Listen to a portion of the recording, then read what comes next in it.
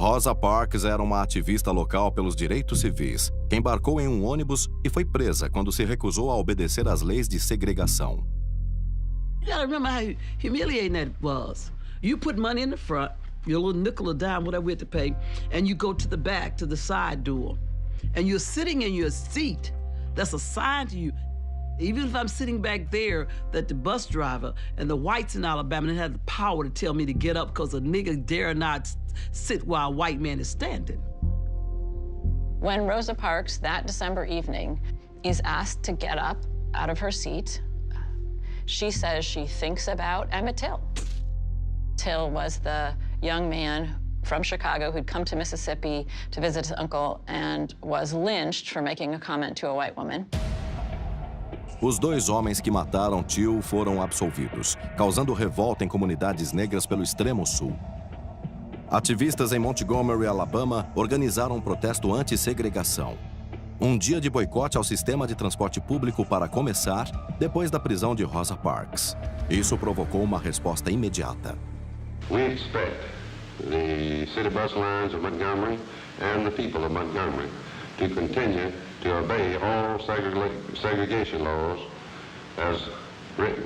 And as long as I am police commissioner of the city of Montgomery, I intend to follow this course. Initially, the boycott was scheduled to last one day.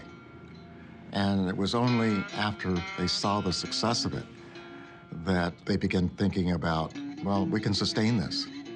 And I don't think they realized how difficult that would be.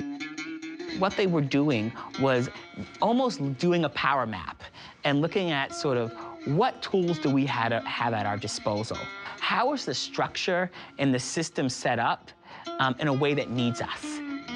75% dos motoristas de ônibus eram negros. Um boicote total era uma ameaça econômica que não podia ser ignorada. There's a huge mass meeting at Holt Street Baptist Church, and it's at that meeting where the community makes the decision to go forward and turn this one-day boycott into a kind of extended boycott. O movimento também escolheu seu líder, um ministro de 16 anos que estava determinado a manter o protesto. Dr. Martin Luther King. Part of how Montgomery's Black community sustains a boycott is because they organize this massive, incredibly impressive carpool system. They set up 40 pickup stations around town. They organize thousands and thousands of rides a day. Taxi cabs and carpools are pressed into service as blacks in Montgomery continue to boycott the buses week after week, month after month. These are people who have been engaged both in kind of grassroots resistance and in politics around civil rights for decades. But also, they had a very astute understanding of what it would take in order for change to happen. Power conceives nothing lightly. The carpool and all we have done in this struggle continues.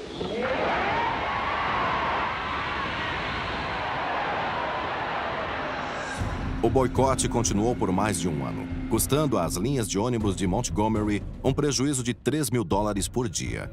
Segregacionistas brancos reagiram com violência. I remember doing the Montgomery bus boycott, moving out the Klans would get on their horses and ride through, and try to intimidate people. E King e os líderes da SCLC permaneceram comprometidos a enfrentarem qualquer intimidação sem violência. Part of his commitment to nonviolence is a commitment to not letting white people determine the terms of their interaction and the power in that. We often focus, when we talk about nonviolent direct action, on just the peacefulness of it. But part of it is not wanting your opponent to get to set the terms of your engagement. There's nothing passive about it. We must get in our hearts that it is possible to be courageous and yet nonviolent.